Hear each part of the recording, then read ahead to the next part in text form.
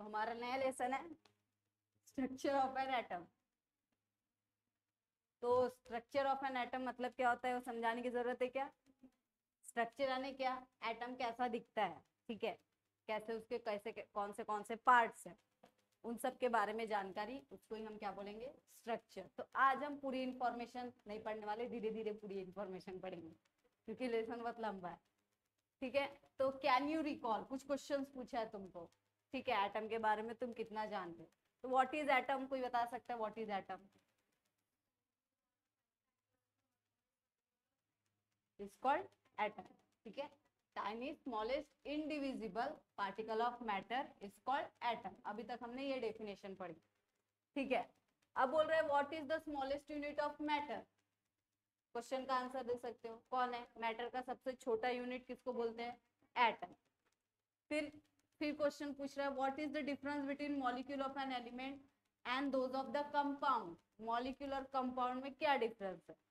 ये देखो, ये तो हमने ऑलरेडी पहले पढ़ा हुआ है, लेसन सेकंड में तुमको इतना डिटेल में मैंने फॉर्मूला मास पढ़ाने के लिए पूरा डिटेल में मैं कंपाउंड और मॉलिक्यूल उठा के लेके आ गई थी, है ना। तो क्या होता है मॉलिक्यूल और कंपाउंड में क्या डिफरेंसेस है?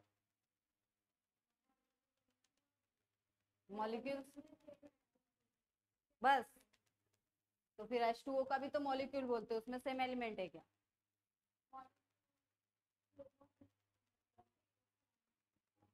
क्या है मॉलिक्यूल, कोई बता सकता है व्हाट इज मॉलिक्यूल? क्या? अच्छा, तो ऑक्सीजन का मॉलिक्यूल को बोलते हैं, उसमें अलग अलग एलिमेंट है क्या?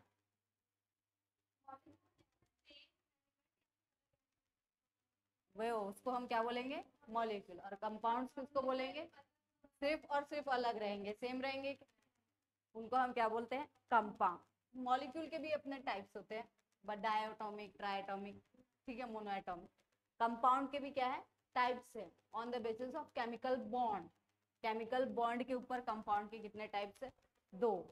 आयनिक कंपाउंड है, मॉलिक्यूलर कंपाउंड, ये जिसको कोवैलेंट कंपाउंड भी हम कहते हैं, ठीक है। मॉलिक्यूलर कंपाउंड यानी वही क्या होंगे, मॉलिक्यूल। हम पहले बोलते थे कि all the compounds are the molecules, लेकिन वो गलत बात है। सिर्फ और सिर्फ जो मॉलिक्यूलर कंपाउंड होंगे, जो कोवैलेंट बॉन्ड से बने हुए होंगे, वही सिर्फ और सिर्फ क्या रहेंगे, मॉलिक्यूल। आयनिक कंपाउंड को हम मॉलिक्यूल बोलेंगे नहीं। क्यों, इसके ऊपर भी हम इसके पहले चर्चा कर चुके हैं कि आयनिक कंपाउंड को मॉलिक्यूल क्यों नहीं कहते, ठीक है। क्यों नहीं कहते, कोई डाउट बता सकता है क्यों नहीं कहते हैं? क्यों?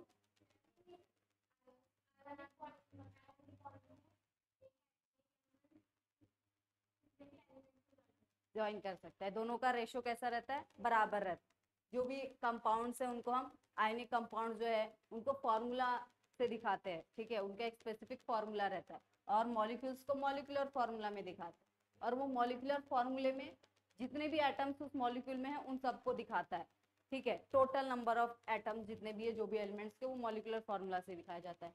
लेकिन आयनिक कंपाउंड में ऐसा है क्या, नहीं, वो एक रेशियो मात्र समझ लो, वो एक एम्पेरिकल फॉर्मूला है। उसमें बस रेशियो बताता है कि Na इतने और Cl दोनों कैसे, दोनों का रेशियो कैसा है, बराबर। वो आयनिक कंपाउंड में जो एम्पेरिकल फॉर्मूला ये दिखा रहा है क्या कि Na एक और Cl दोनों एक एक से बाउंडेड है, नहीं, वो बताता है कि Na और Cl दोनों का रेशियो कैसा है, सेम। तो मॉलिक्यूल्स और कंपाउंड में डिफरेंस पता चला।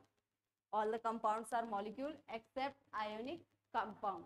पूरे के पूरे कंपाउंड मॉलिक्यूल है, लेकिन आयनिक कंपाउंड को हम मॉलिक्यूल कहेंगे क्या, नहीं कहेंगे, ठीक है। बोल रहा है देखो, does an atom have any internal structure और इट इज इनडिविजिबल। एटम का कोई इंटरनल स्ट्रक्चर होता है या ये इनडिविजिबल है, बताओ। अभी तक हम पढ़ते थे ये इनडिविजिबल है, लेकिन अभी जब हम इसके अंदर का स्ट्रक्चर देखेंगे, प्रोटॉन इलेक्ट्रॉन देखते हैं, ठीक है, तो देखा जाता है कि ये डिवाइड हो सकता है, इलेक्ट्रॉन्स वगैरह हटा दिए तो, क्योंकि इसके इंटरनल भी स्ट्रक्चर है ना। डिवाइड किसको नहीं करेंगे, जिसका इंटरनल और इंटरनल स्ट्रक्चर ना हो, लेकिन एटम का इंटरनल स्ट्रक्चर है, इसके अंदर प्रोटॉन्स भी, इलेक्ट्रॉन्स भी और न्यूट्रॉन्स भी। तो देखा जाए तो इसका इंटरनल स्ट्रक्चर है, तो ऐसा नहीं बोल सकती ये इनडिविजिबल है, ठीक है, डिवाइड कर सकते हैं। अब पूछ रहा है देखो, which particle was identified by J Thomson in the cathode ray tube experiment. तो जे थॉमसन के बारे में तुमने 8th में पढ़ा होगा, एटम की जब डिस्कवरी हुई थी तब। जॉन डाल्टन के बाद जे थॉमसन की थ्योरी पढ़ी होगी, ठीक है। तो उसने किसके बारे में बताया था? इलेक्ट्रॉन्स के बारे में, ठीक है। किसको डिस्कवर करके बताया था उसने? इलेक्ट्रॉन्स के बारे में। कैथोड रो की मदद से किनको डिस्कवर किया था? इलेक्ट्रॉन। आगे पूछ रहा है, which part of atom was discovered by Ernest Rutherford from the experiment of scattering of alpha particle by gold foil. तो सीधा पूछ रहा है कि रुदरफोर्ड ने किस एटम के कौन से पार्ट के बारे में बताया था स्कैटरिंग ऑफ लाइट वाले अल्फा पार्टिकल्स, ठीक है। प्रोटॉन्स न्यूक्लियस के बारे में बताया था कि एटम के बीच में न्यूक्लियस होता है, उसके अंदर पॉजिटिव चार्ज होते हैं, ठीक है। बाद में उसका नाम क्या रखा गया? प्रोटॉन्स। तो ये सब तुमको रिकॉल करना था जो तुम पुराने सेक्शन में पढ़ चुके हो, 8th 9th में पढ़े हो। 10th में तो एटम से रिलेटेड कोई रिलेशन था ही नहीं, ठीक है। बॉन्ड से रिलेटेड था, कोवैलेंट बॉन्ड वाला। ये सब तुम्हारा 8 का रिकॉल करवाएगा, ठीक है। और आगे ये जो डिस्कवरी है ये तुम्हारे को थोड़ा नया है तो पूरा पुराना, ठीक है। तो आगे सबसे पहले देखो, सबसे पहले जो एटम से रिलेटेड थ्योरी दिया था वो किसने दिया था? डाल्टन ने। तो बोला था कि मैटर का जो सबसे छोटा पार्ट होता है वो क्या होता है? एटम होता है। लेकिन वो उसके स्ट्रक्चर के बारे में बता पाया क्या? नहीं बता पाया। देखो, Dalton's atomic theory was unable to explain the laws of chemical combination successfully। जो सबसे फर्स्ट लेसन में हमने लॉज ऑफ केमिकल कॉम्बिनेशन के बारे में पढ़ा था। जितने भी लॉज पढ़े थे, कितने लॉज पढ़े थे? 5 पढ़े थे, ठीक है। कौन कौन से लॉज थे बता सकते हैं? Law of conservation of mass, law of multiple proportion, law of definite proportion, Gibbs Lussac law वाला पढ़ा था, और एवोगैड्रोस लॉ। कितने लॉ हो गए? 5। तो ये जो 5 लॉ है जो कि कंपाउंड बन रहे हैं तो उसमें एटम्स हैं, तो एटम का जो भी प्रॉपर्टी हो 5 लॉ जो भी हमने बताया, वो साइंटिस्ट लोगों ने बताया, वो फॉलो करना चाहिए था। लेकिन डाल्टन ने जो एटॉमिक थ्योरी बताया उसके हिसाब से ये एटम की थ्योरी जो है वो केमिकल कॉम्बिनेशन का लॉ जो है पूरी तरीके से सक्सेसफुल उस थ्योरी के ऊपर अप्लाई नहीं हो रहा था। इसलिए इसका जो भी थ्योरी दी थी इसने वो क्या होगी? फेल होगी। डाल्टन की एटॉमिक थ्योरी क्या होगी? फेल होगी। However, it failed to explain some property of matter। और साथ ही साथ इसने मैटर की कुछ अदर दूसरी प्रॉपर्टी को भी एक्सप्लेन नहीं किया था। जैसे एग्जांपल में दिया है, it could not explain why substance like glass or ebonite when rubbed with silk or fur generate electricity। में डाल्टन की थ्योरी में ये नहीं बताया था कि जैसे ग्लास या फिर इबोनाइट जैसी चीजें होती है उसको जब हम सिल्क वगैरह से रगड़ते हैं, ठीक है। तुम देखो स्केल की चीज रहती है, उसको रगड़ो तो फिर उसमें छोटे छोटे, तुम बचपन में खेला होगा ना, कागज के टुकड़े करो और रगड़ो और ऐसे चिपकता है। क्यों चिपकता है? तो वो भी तुम्हारे को रीजन बताया होगा तुम्हारे टीचर ने जब तुम 8th में होगे तो, कि इलेक्ट्रिसिटी जनरेट हो जाती है। एक तरफ पॉजिटिव चार्ज जनरेट होता है, एक तरफ क्या जनरेट होता है? नेगेटिव चार्ज, ठीक है। तो ये बात जो है वो एटम की थ्योरी जो डाल्टन ने प्रूव बताई थी, वो थ्योरी ये जो भी एटम का ये जो प्रॉपर्टी है वो क्या प्रूव नहीं कर पाई, एक्सप्लेन नहीं कर पाई, ऐसा वो बोल रहा है, ठीक है।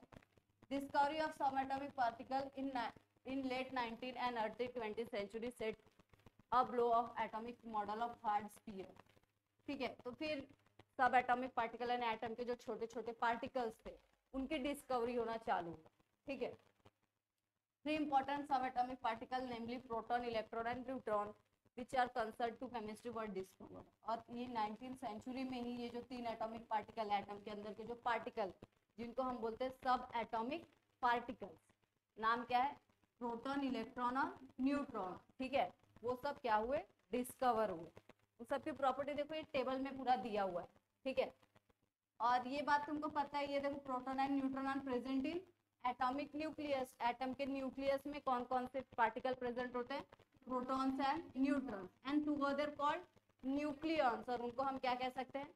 न्यूक्लियॉन्स। ये तुमने पढ़ा होगा 8 में, ठीक है, कि एटम के बीच में न्यूक्लियस होता है और आजू बाजू क्या होते हैं? शेल होते हैं। बीच में न्यूक्लियस के अंदर क्या होते हैं? प्रोटॉन और क्या होते हैं? इलेक्ट्रॉन्स, प्रोटॉन और न्यूट्रॉन्स। और उनको हम क्या कहते हैं? न्यूक्लियॉन्स। कंबाइंड प्रोटॉन और न्यूट्रॉन को क्या कहते हैं? न्यूक्लियॉन्स, क्योंकि किसके अंदर है वो? न्यूक्लियस के अंदर, ठीक है।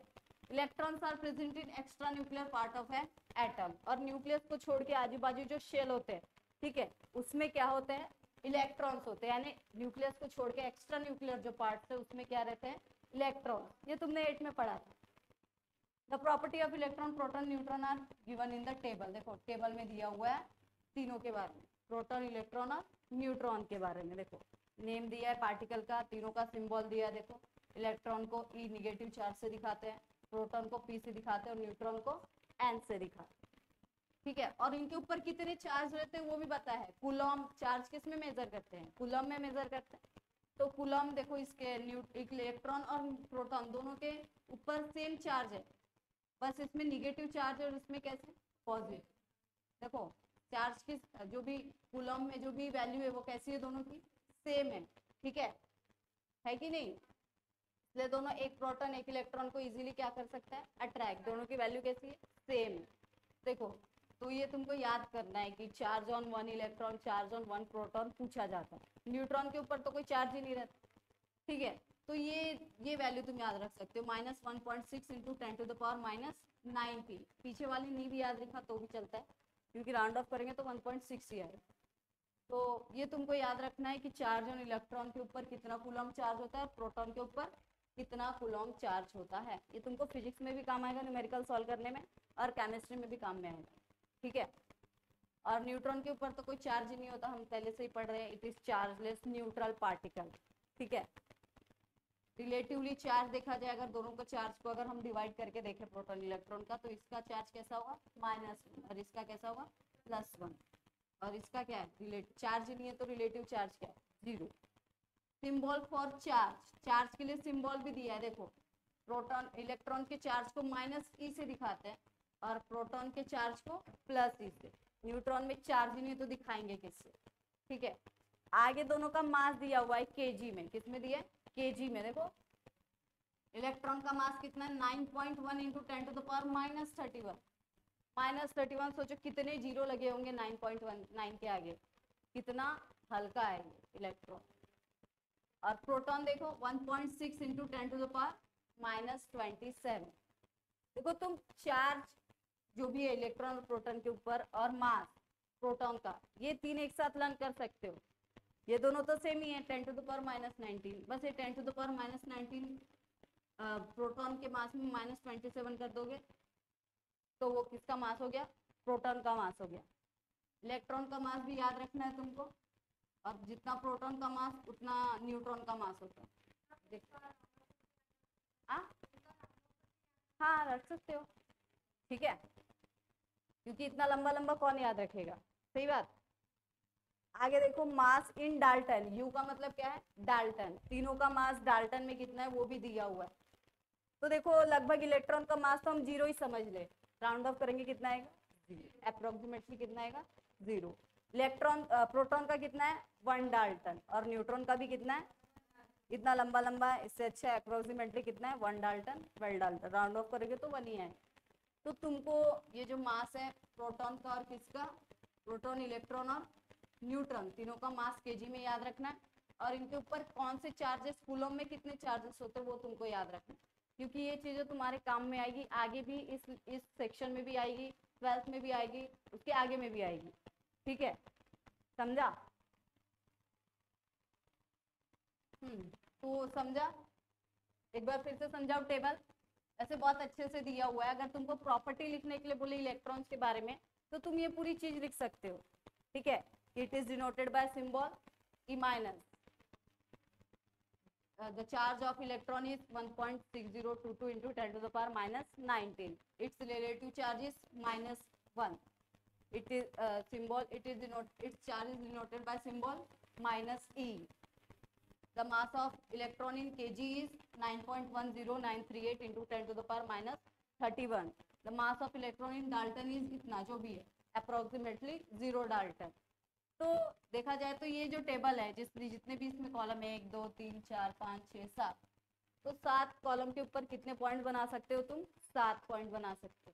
अभी तुम 11th में चले गए हो, मैंने भी तुम्हारे नोट्स में टेबल ही दिया है, उसको पूरा दिखा नहीं है। अगर तुमको आया भी तो तुम ये, अगर तुमको ये टेबल याद है तो लिखने में क्या हर्ज है, इसका मास इतना है, चार्ज इतना कूलम में है, अप्रोक्सीमेटली इतना है, सिंबल ये इस सिंबल से दिखाते हैं, चार्ज को इस सिंबल से दिखाते हैं, है ना।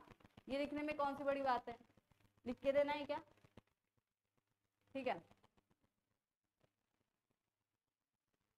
मैंने बोला आया भी तो, वैसे तो ये फिलिंग द ब्लैंक्स वगैरह ही आएगा तुमको, मल्टीपल चॉइस, ये चार्ज बताओ, मास बताओ, सिंबल बताओ, मल्टीपल चॉइस वाला है। आगे देखते हैं डिस्कवरी ऑफ इलेक्ट्रॉन, कैसे डिस्कवर हुआ इलेक्ट्रॉन, ठीक है। तो देखो क्या बोल रहा है, इन द ईयर 1897, हमारा नामो निशान होगा ही नहीं शायद, अंग्रेज हमारे देश पे क्या कर रहे होंगे, राज, तब की बात है, ठीक है। J.J. Thomson investigate the cathode ray and found that the cathode ray are a stream of very small negatively charged particle.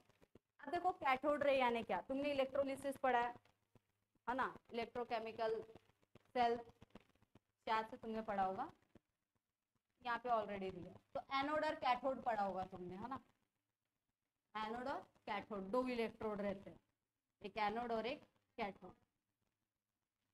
Cathode कौन सा चार्ज होगा, और एनोड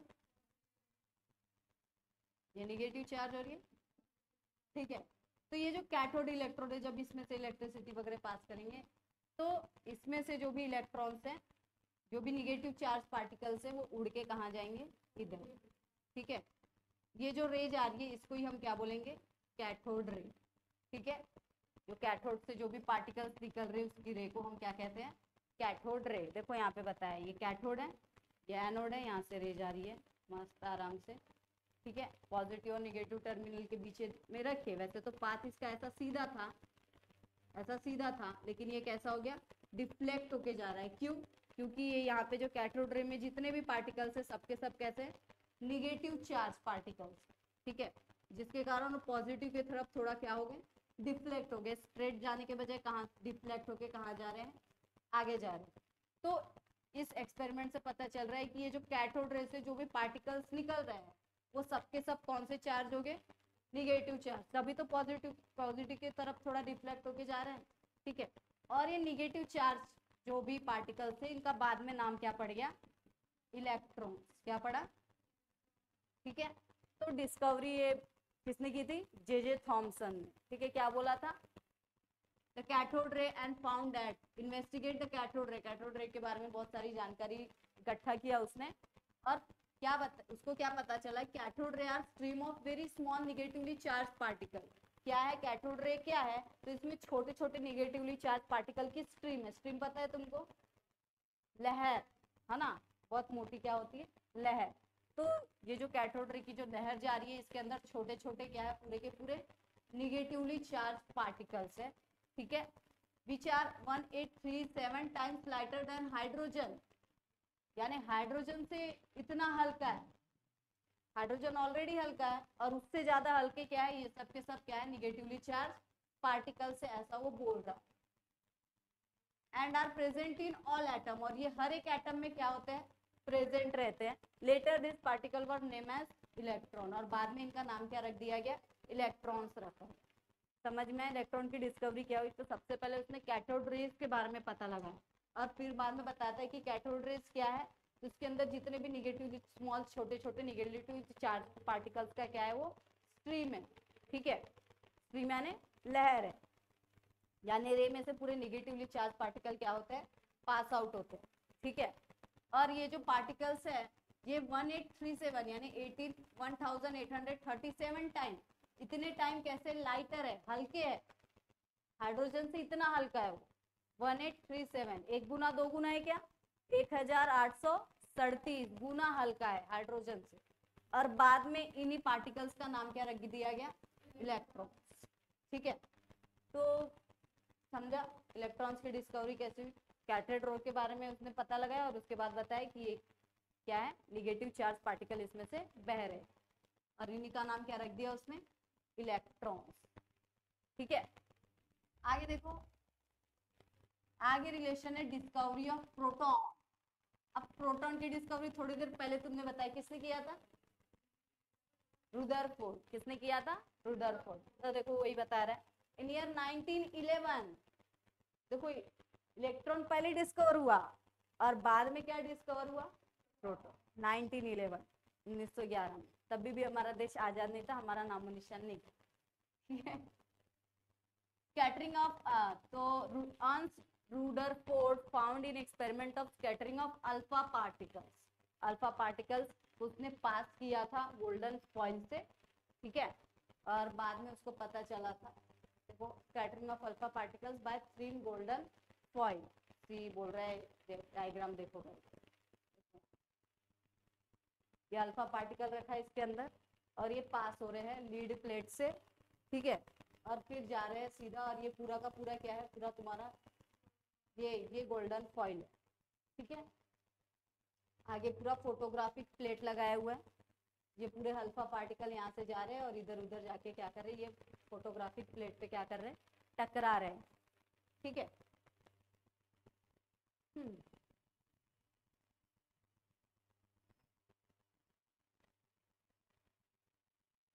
तो देखो क्या हो,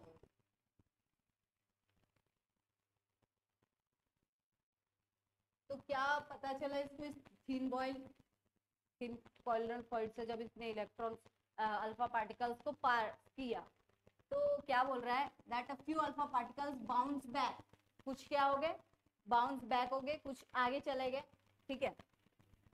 from this he inferred the presence of massive and positively charge nucleus inside the atom, यानी जब उसने ये जो सेटअप बनाया, देखो यहाँ पे ये अल्फा पार्टिकल्स है, ये लीड है, ये भी अपने, इसका भी अपना एक एटम होगा, ठीक है।